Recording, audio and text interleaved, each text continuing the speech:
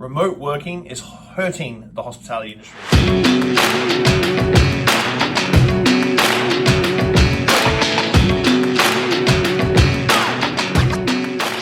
What's happening, everybody? Welcome back to a post-shift shot. Of course, I'm your host, Shawn Soole. Again, percolating. If you've been getting back on the shot train, remote workers, and this may be contagious, but remote workers are actually hurting the hospitality industry, especially in our city, Victoria. Government workers working remotely, which is a predominant big chunk of our workforce in the downtown scene, is drastically changing the hospitality landscape. We got to look at the hospitality industry as a ecosystem where, yes, restaurants, bars, staff, those sort of things, operators are all part of this ecosystem. But without the clientele, our ecosystem very quickly, look at our clientele as fertilizer. And without that fertilizer, our plants can't grow. So the change between pre-pandemic, so 2019 to now, pre-pandemic, 5 to 7%. Now this is a North American number. 5 to 7% worked remotely. Cool. Now it's 25 to 30% of the market is working remotely. That means there's 25 to 30% less people on the streets coming to your venues. Now, I'm sure people are out there, and if you're non-hospitality, you may not even understand this or grasp this. That means there's 30% less people getting coffee in the morning. Whether it be first thing coffee or the 10 a.m. coffee boost, there's 30% less people doing lunch. There's a lot less lunch trade that I've noticed, because I go out and I work, and so I'm out of the office sometimes. A lot less lunch trade than there was pre-pandemic, in a big way. Like those Friday lunches, you know, when you would be in an office and every Friday, everybody in the office would go to lunch.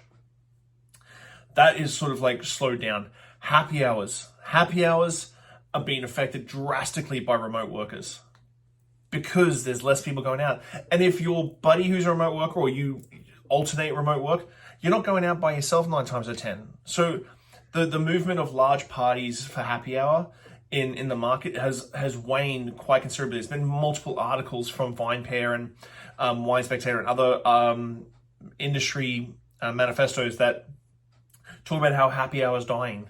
And yes, it can be looked at the other way. It's a race to the bottom. Whoever's got the cheapest drinks get the people. But the race to the bottom happens when our customer base is pulled back. And I think from a government standpoint, and I've said this so many times on so many podcasts, I haven't seen a government, in North America at least, so we're talking about the US and Canada, let's just do US and Canada, that fully understands the impact that the hospitality industry has on the overall GDP of our country, whether it be provincial, state, because it's very hard. We live in a gray area. Our industry is in a gray area. We have predominantly casual part-time workers. We have high turnover. So gathering data about actually who works in our hospitality industry is extremely difficult. It either is way undervalued and way estimated how many people work, or way overestimated, which dilutes all the results. They don't understand that money in, money out. And I feel like this fundamental of and tourism bodies are the same. This fundamental misunderstanding of what the hospitality industry is in the grand scheme of the ecosystem of industries. Now, let's talk about the pandemic real quick. I don't like talking about the pandemic all the time, but the amount of money, big money, that went out to cover oil, manufacturing, timber, those industries during the pandemic is the slightest, is huge in comparison to what was given to the hospitality industry to save the hospitality industry. We're one of the biggest employers in the country, yet we don't get seen that way. We're most people's first jobs, but we don't get seen as critical. And so this sort of, especially government workers, the government mandate on remote work has to be lifted, and people have to go back to work. I get it. Corporations are making bank now that they don't have office space, and they're making bank because everything's digital. It's really hard to do what we do digitally. So while this may piss people off, remote working is hurting the hospitality industry in a big way. Now, I'm going to have detractors say, well, I don't have to travel to work, so I have more money to spend when I go out. Great. But we've seen with Gen Zs, because they came through the pandemic, came of age during the pandemic, The pandemic fundamentally changed our societal behavior in such a way that people who work remotely aren't going out every 2 or 3 days like they used to, aren't going to get that coffee in the morning. They're just making coffee at home. People have become homebodies.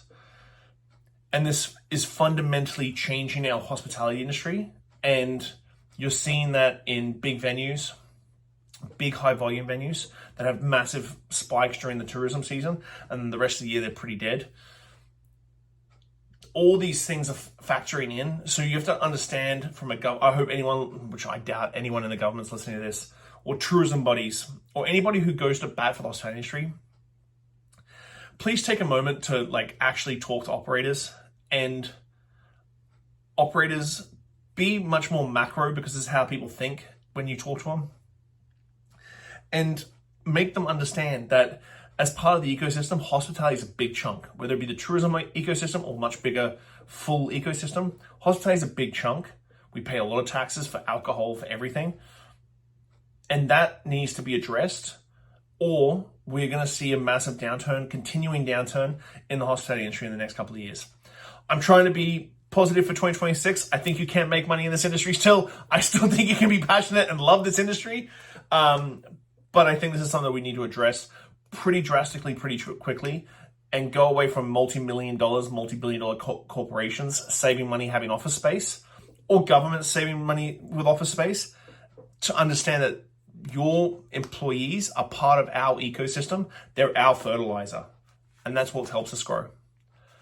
Guys, thank you as always for the support. See you soon. Bye.